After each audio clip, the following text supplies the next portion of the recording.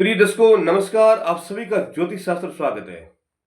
मित्रों, आज का जो हमारा विषय रहेगा सिद्धि योग। सिद्धि योग क्या है, क्या इसका महत्व है, किस प्रकार ये सिद्धि योग बनता है, किन योग से बनता है और इस योग का ज्योतिष शास्त्र में क्या महत्व है। क्या हम इस सिद्धि योग का दैनिक जीवन में उपयोग कर सकते हैं? अगर हम इसका सिद्धि योग में कोई कार्य करते हैं तो क्या इस योग में हमारे कार्य सफल हो पाएंगे या फिर हमारे कार्य सफल नहीं हो पाएंगे? तो कहीं ना कहीं हम अपने मन के अंदर एक पर्सन लेकर अवश्य ही संसित रहते हैं। लेकिन यहाँ पर हम सिद्धि योग के बारे में जो ज्योतिष शास्त्र में एक तर्क मिलता है, सिद्धि योग में जो भी कार्य किया जाता है तो निश्चित रूप से सफलताएं मिलती है, क्योंकि सिद्धि योग अपने आप में एक सिद्ध योग है जो कि वार और नक्षत्र के संयोग से बनता है। वार और नक्षत्र का जब भी आपस में सहयोग होता है उस समय ये सिद्धि योग का निर्माण होता है।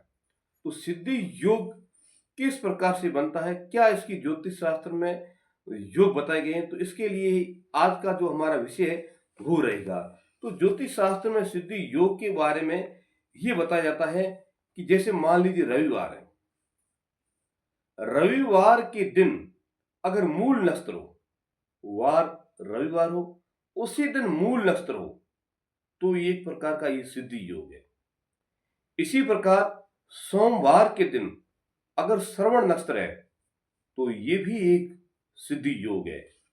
इसी तरह मंगलवार के दिन उत्तरा भाद्रपद अगर नक्षत्र है, यानी कि कहने का तात्पर्य ये वार और नक्षत्र का दोनों का संयोग होना चाहिए। जो वार है उस वार के दिन अगर ये नक्षत्र हो तो ही सिद्धि योग होंगे, अन्यथा नहीं होंगे। इस प्रकार बुधवार के दिन अगर कृत्तिका नक्षत्र है, कृत्तिका नक्षत्र बुधवार के दिन हो तो एक प्रकार का ये सिद्धि योग का निर्माण बनता है। इसी प्रकार गुरुवार के दिन अगर गुरुवार के दिन पुनर्वसु नक्षत्र हो तो एक प्रकार का ये सिद्धि योग है। फिर शुक्रवार के दिन पूर्व फागुनी अगर नक्षत्र होता है तो ये भी एक प्रकार का सिद्धि योग है।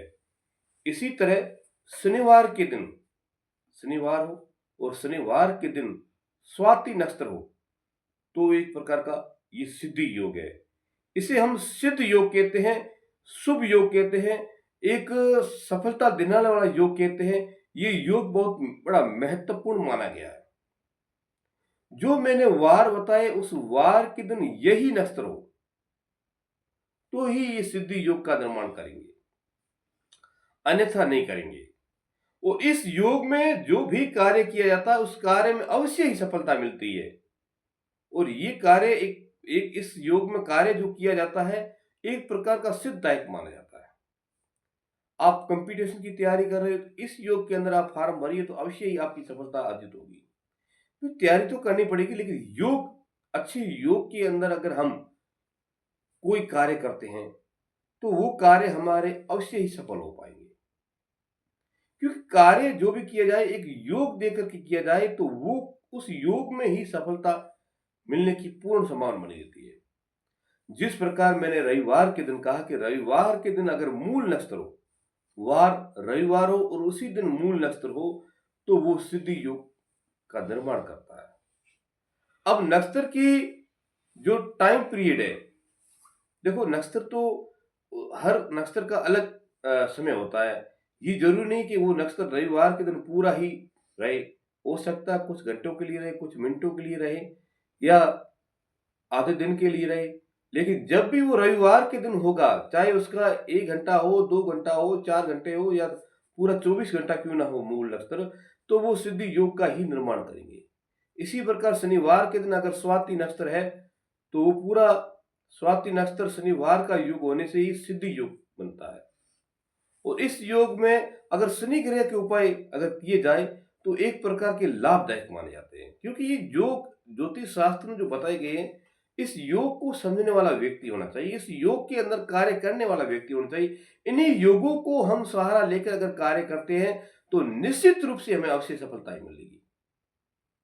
मान लीजिए किसी व्यक्ति को शनि ग्रह का दोष है और उस समय ये शनि का कुछ उपाय करना चाहता है या शनि का दान वगैरह करना चाहता है या शनि के मंत्रों का जाप वगैरह करना चाहता है, अगर इसी योग के अंदर किया जाए, सिद्धि योग के अंदर किया जाए, तो निश्चित रूप से शनि ग्रह से जो आ रही पीड़ा, जो आ रही बाधा, उस बाधा से उस व्यक्ति को कुछ राहत मिल जाएगी।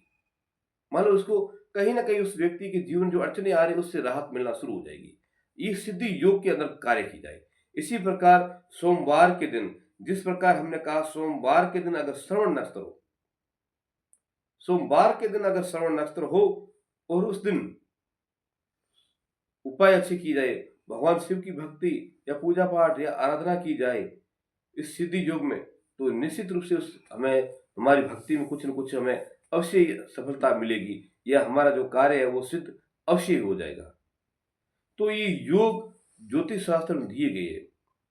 इन योगों का मेल होने से ही ये सिद्धि योग का निर्माण कहलाता है। अर्थात वार और नक्षत्र का संयोग होने से या वार और नक्षत्र का युति होने से ही उसे हम सिद्धि योग कहते हैं। रविवार के दिन मूल नक्षत्र हो, सोमवार के दिन श्रवण नक्षत्र हो, मंगलवार के दिन उत्तर भाद्रपद नक्षत्र हो, बुधवार के दिन कृत्तिका नक्षत्र हो और इसके अलावा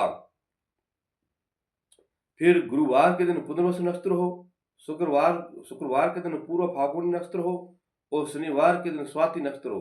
तो एक प्रकार का ये सिद्धि योग है।